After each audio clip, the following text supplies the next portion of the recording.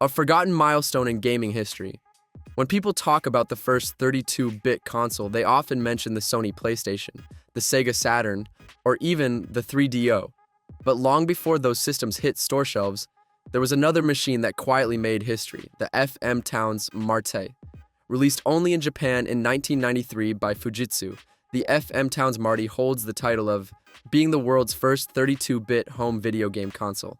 It launched before the 3DO, before the PlayStation, and even before the fifth generation of consoles officially began. Yet, despite this technical achievement, the Marty remains largely forgotten outside Japan.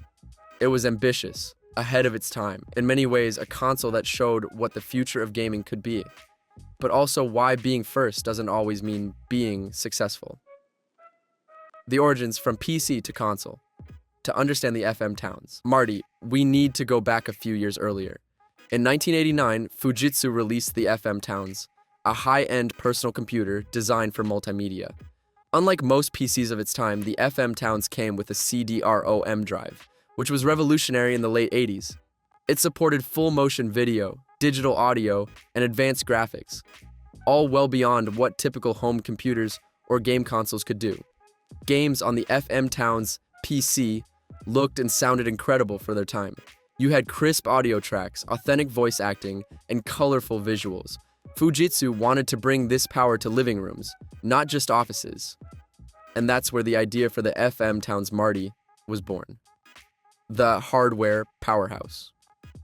When it launched in 1993, the FM Towns Marty was nothing short of impressive.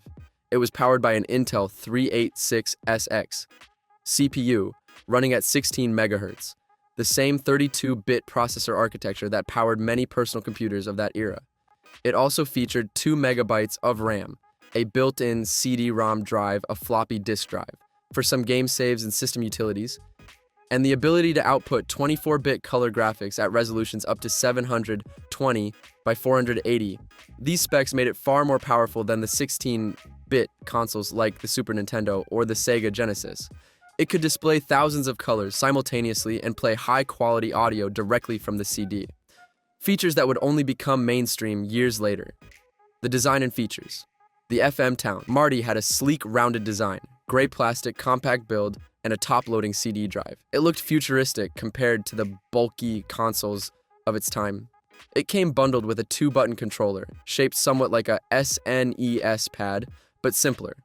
It also had ports for keyboards and mice, since it could run not just games, but also multimedia software, educational programs, and even some productivity tools. One of its neat features was its region-free capability. You could play both FM Towns computer titles and special Marty releases on the same system, which blurred the line between console and PC. Fujitsu even marketed it as a complete multimedia entertainment device, not just for gaming, but for music, education, and interactive CD experiences.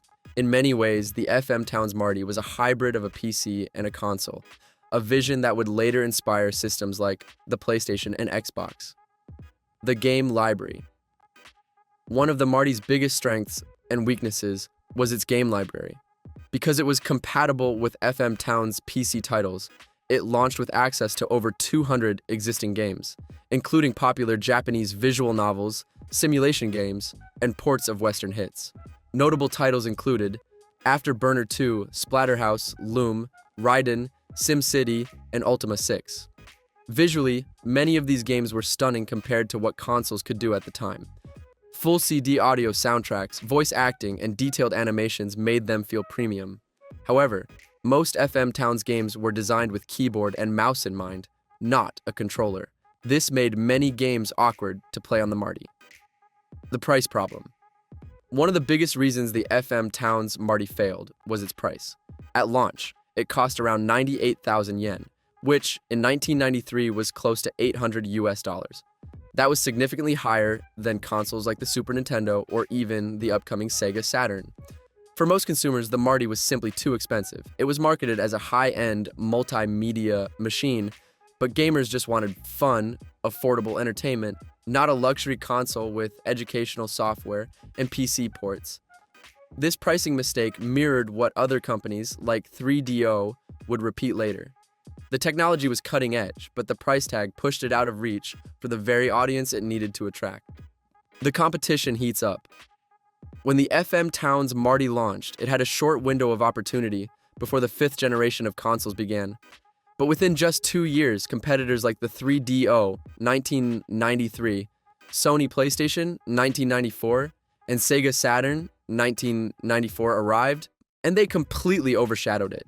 These newer systems had better 3D graphics, stronger developer support, and bigger marketing campaigns. The PlayStation in particular became a global phenomenon, offering not just technical power but also a massive, diverse game library. Fujitsu simply couldn't keep up. The company didn't have the gaming partnerships or development ecosystem needed to compete. While Sony and Sega had entire armies of studios building games, the Marty mainly relied on FM Towns PC ports and a handful of exclusives.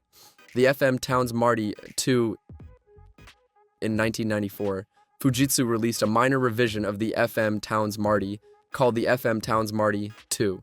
It came in darker charcoal, featured slight hardware optimizations, and a new logo. Functionally, it was almost identical to the original. Unfortunately, it arrived just as the PlayStation and Saturn were dominating headlines. The Marty 2 sold in even smaller numbers and didn't attract any new significant software support.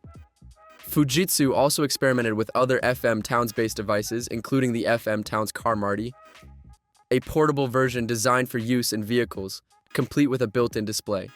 It was an ambitious idea, but also one of the strangest gaming devices ever made. None of these efforts could save the platform. By the mid-1990s, the FM Towns brand was quietly discontinued. Why it failed. The FM Towns Marty's failure wasn't due to poor hardware. In fact, it was an impressive machine for its time. Instead, it fell victim to a combination of bad timing, high cost, and unclear identity. It was too expensive for the average gamer, too limited for PC enthusiasts, and arrived just before the 3D gaming revolution took off. Fujitsu was also a tech company, not a game company. Unlike Nintendo or Sega, it lacked the creative partnerships and brand power to make its console a household name. In short, the FM Towns Marty was a console without a clear audience. The legacy of the FM Towns Marty.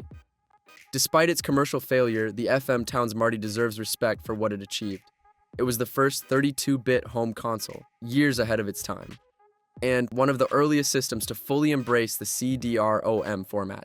Its multimedia focus foreshadowed the direction gaming would take for decades, combining games, music, movies, and computing power into one entertainment system. Today, the FM Towns Marty is a collector's item, prized for its rarity and historical significance.